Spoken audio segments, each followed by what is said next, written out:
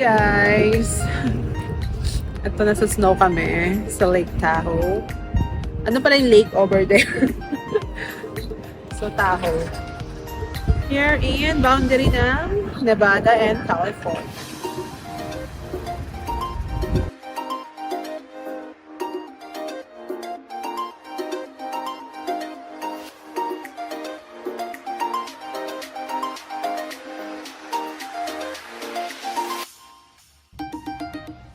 Hey yo, what's up guys? Welcome back to our travel vlog. Today, samahan nyo kami sa isang napakalamig pero super exciting na trip dito sa Lake Tahoe. So 3 hours ang biyahe mula sa Concord kung saan kami nagstay papuntang Lake Tahoe. Border na siya ng California at Nevada.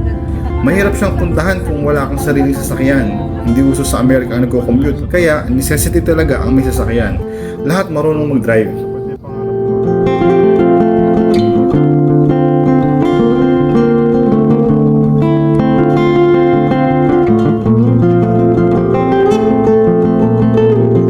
So unang stop namin, the famous gondola ride. Pero plot twist guys, hindi kami sumakay kasi si Ma'am Bobby takot sa heights. Kaya instead, nag-stroll na lang kami dito sa Heavenly Village. Ang ganda, parang nasa movie.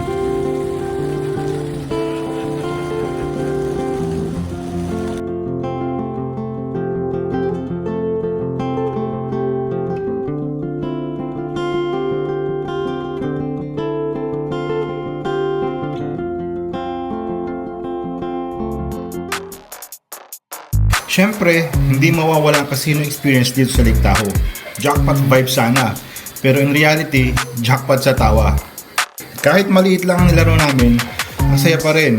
Si Ma'am Bobby nga parang nawala ang takot sa heights, pero na-excite naman sa slot machines.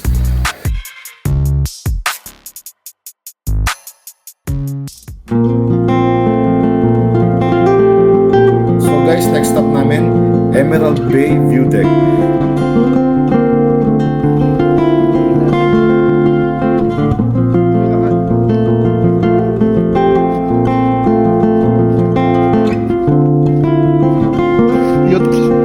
Madulas. Ha? Kaya nga. Wow! Nice! Grabe, parang postcard yung view. Pero guess what? Big surprise. First time namin makakita ng snow. Akala namin sa pelikula lang yung tipong mahuhulog ang snowflake sa buhok mo. Pero legit pala guys. Ang saya, parang instant Frozen movie moment. Guys, Do you wanna build snowman vibes? maraming bata. Para kaming mga bata na tuwang-tuwa nung nakakita ng snow. Parang asin. So ayun na nga, kahit hindi kami sumakay sa gondola, sulit na sulit ang Lake Tahoe trip. May hike, may breathtaking view, at pinaka-best part, first snow experience namin. Thank you for joining us today. Don't forget to like, share, and subscribe for more Kwelang adventures. Kita-kits sa next trip.